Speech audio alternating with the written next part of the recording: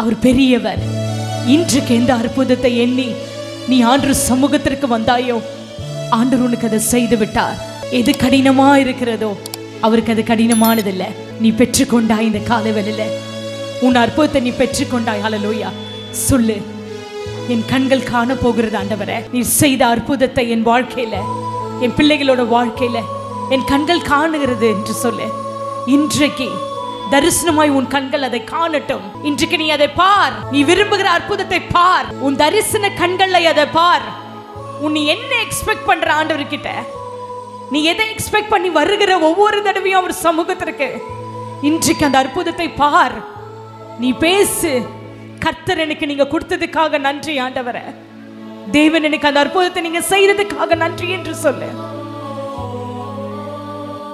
நீ விசுவாசத்துடன் பேசும் பொழுது அது உனக்கு அப்படியே ஆக கடவுது.